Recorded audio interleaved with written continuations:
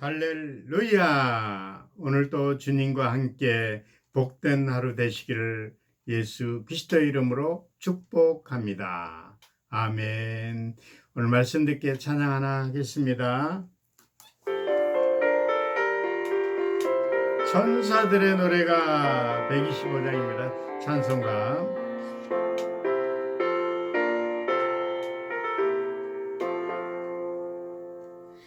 천사들의 노래가 하늘에서 들리니 산과 들에 들려서 메아리 쳐 울린다.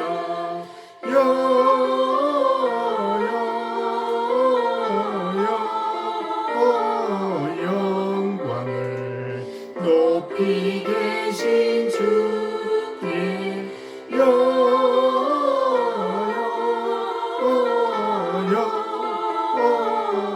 영광을 높이 계신 주님께 한밤중에 목자들 양떼들을 지킬 때 아름다운 노래가 청아하게 울린다. 영광을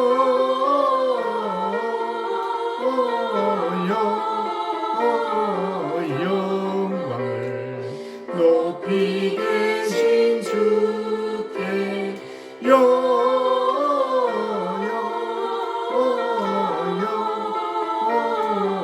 영광을 높이 계신 주님께. 아멘. 오늘 또 귀한 찬양이었습니다. 천사들의 노래가 귀한 찬양이었습니다. 오늘도 오늘은 사도행전, 오늘도 사도행전 들어갑니다.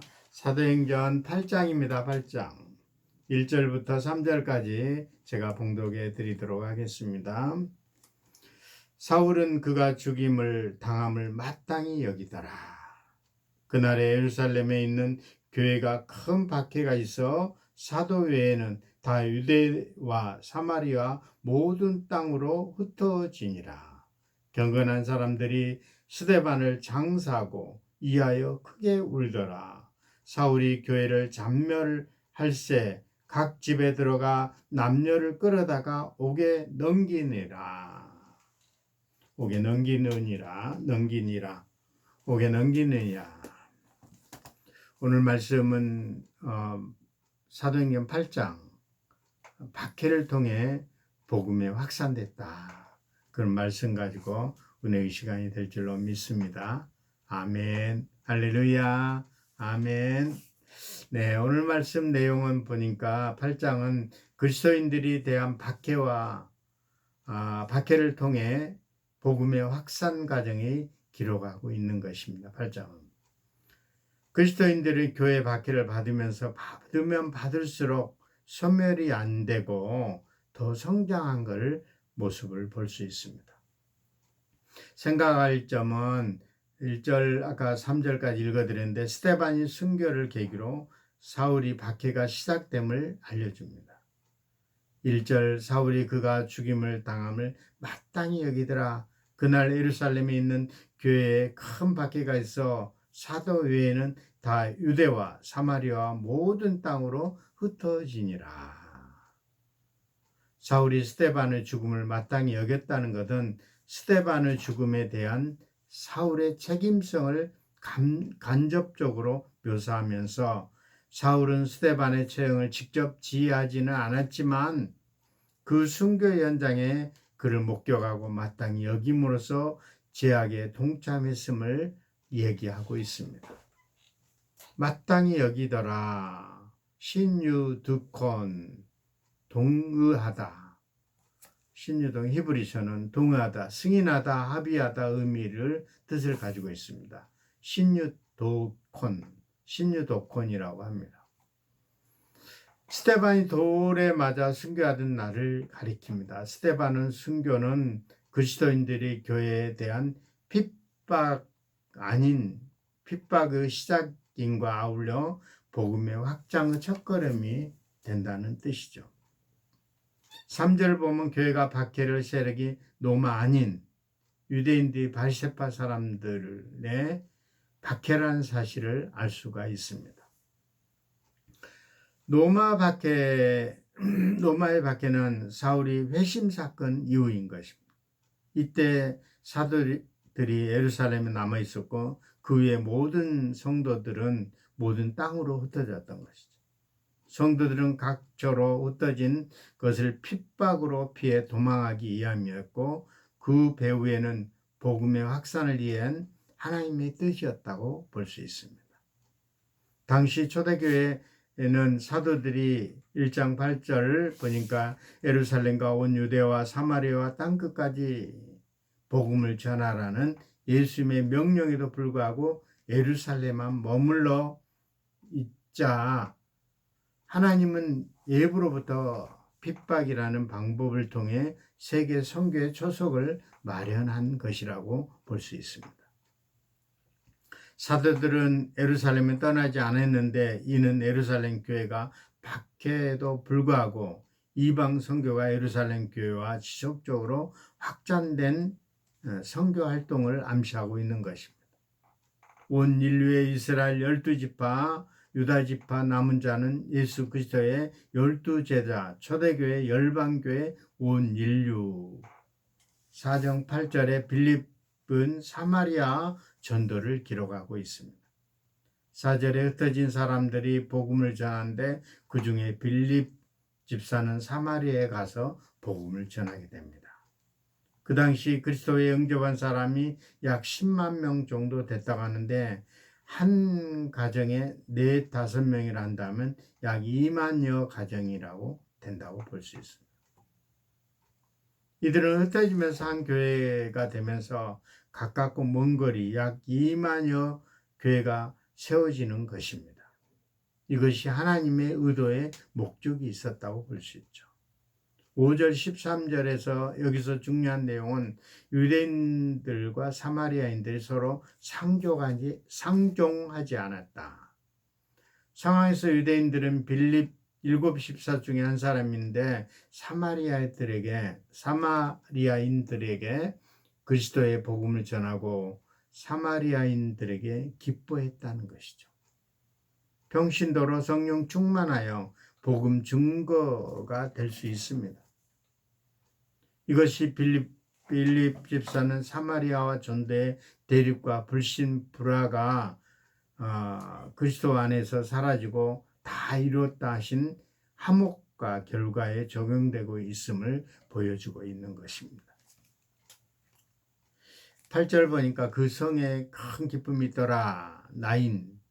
나인성이죠. 즐거움, 기쁨이란 뜻이죠. 이것은 복음을 긍정적으로 목적이며 빌립의 사마리아 선교가 소외된 불구자들에 불구하고 쾌유와 악령으로부터 해방과 원성의 기쁨은 복음을 받아들인 곳에서 일어나는 마땅한 결과임을 확증해 주며 앞으로 복음이 전파되는 모든 곳에 일어날 핵심이라는 사실을 얘기하고 있습니다. 복음에 전파된 곳은 6절 말씀 듣고 표적도 봄으로써 일심으로 말씀을 따르게 됩니다. 9절 13절에 보니까 사마리아의 마술사 시몬이라는 사람이 빌립 집사 그리스도에 대한 전도를 듣고 믿고 세례를 받고 전심으로 따르며 표적과 큰 능력을 보고 놀라는 걸 볼 수 있습니다. 14절 25절 베드로가 요한이 빌립의 사마리아 전도를 도와줍니다. 빌립이 7 집사 중에 한 사람이 아니라 사도였으며 베드로와 요한은 올 필요가 없었습니다. 왜냐하면 사도 빌립은 안수에도 성령 받은 이 은혜를 임할 것이기 때문이었죠. 알고 있었죠. 15, 10절 때에 두 사도가 안수하여 기도하니 사마리아 교회 성도들이 성령을 받는 모습을 볼 수 있습니다. 그러니까 빌립 집사가 너무 박해를 통해 사마리아 쪽에 가서 도저히 개척할 수가 없는 상황인데도 그 사마리아 지역에서 빌립 집사가 사람들을 모아놓고 개척을 하고 다시 베드로와 요한이 와서 집회를 해주는 거죠. 부흥회를. 그래서 안수를 해줄 때 기적과 이적의 역사가 일어났다. 이렇게 얘기할 수 있습니다. 18, 20절에 보니까 시몬이 사도들의 안수로 성령 받은 것을 보고 돈을 들여 19 이르되 이 권능은 내게도, 그러니까 마술사에게 내게도 주어 누구든지 내가 안수하는 사람을 성령 받게 하여 주소서 하니 베드로가 이르되 내가 하나님의 선물을 돈 주고 살 줄 생각하니 내 은과 내게 함께 망할지어다.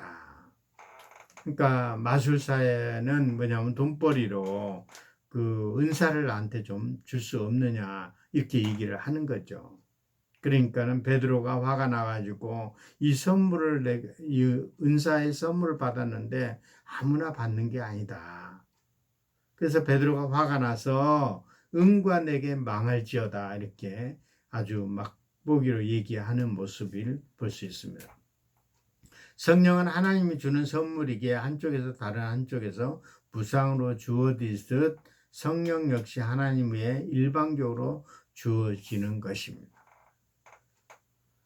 선물에 대해 돈을 지불하는 것은 선물을 준 자에 대한 모독행위가 되므로 성령을 돈으로 거래하는 발상 자체가 신성모독이라고 얘기합니다. 거저 받았으니 거저 주라. 신앙과 믿음으로 타락한 돈 권능으로 인해 악독과 불의가 시작됐다. 망할지어다. 너 망하고 싶지 않으면 회개하라. 강력한 경고합니다. 20절 그러므로 너의 이 악함을 회개하고 주께 기도하라. 혹 마음에 품은 것을 사여 주시라. 회개를 촉구하는 것임을 분명하게 설명하고 있습니다. 시몬이 대답하여 24절 이르되 나를 위하여 주께 기도하여 말한 것이 것이 하나도 내게 임하지 않게 하소서 하니라. 스스로 회개하지 않고 베드로에게 기도 요청한 것이 여전히 복음에 대한 오해하거나 불신앙 속에 있음을 보여주기에 시몬의 회개로 받아들이기는 어렵다고 볼 수 있습니다. 시몬 마술사는 회개를 하지 않았기 때문에 어렵다고 이야기를 할 수 있습니다. 26, 40절에 빌립이 전도로 에티오피아 간닥의 여왕이 내시가 회심합니다. 빌립이 선교대장 언급한 것은 이름이 아니라 출신지와 직책을 얘기합니다. 검은 피부, 의미를 지닌 에티오피아, 애굽의 남쪽 나일강 중심으로 형성된 구수족속이라고 하는데 후에 구성되어 있습니다. 에티오피아 사람이죠. 이사야 11장 11절에도 얘기하고 에티오피아는 당시 목의 왕통이었으며 목계통에서 왕의 계통이었다. 간다기는 사람 이름이 아니라 왕조를 나타내는 명칭으로서 로마, 가이사, 애굽, 바로와 같은 것입니다. 그래서 거기에 간다게라는 것입니다. 11절 지도해 주는 사람이 없으니 어찌 깨달을 수 있겠느냐. 지금까지도 지도해 주는 사람이 없었지만 자신을 지도해 주는 사람이 있었으면 좋겠다는 소망을 나타내기 위한 미래형 동사를 사용했던 것이죠. 그러니까 뭐냐면 꿈의 환상 중에 빌립 집사의 환상 중에 너 이쪽 사마리아를 그만두고 좀 남쪽으로 내려가다 보면 그쪽에 에티오피아 왕 간다게가 지나갈 때 너 전도해라. 그래서 모든 걸 교회를 갖다가 개척교회인데 그만두고 하나님 믿음으로 하나님 음성에 따라 내려가서 에티오피아 여왕을 만나게 되죠. 내시를. 그러면서 거기에 지나가는 간다게를 만나. 그러니까는 성경에 보면 거기에 여왕의 2인자라고 볼 수 있죠. 모든 국고를 담당하는 사람이었기 때문에 그분을 만나서 지금 얘기해 준 거는 성경을 읽고 있었던 거예요. 성경을 몇 장 갑자기 생각이 안 나는데 성경을 몇 장을 읽고 있었는데 성경이 성경책에 나와 있습니다.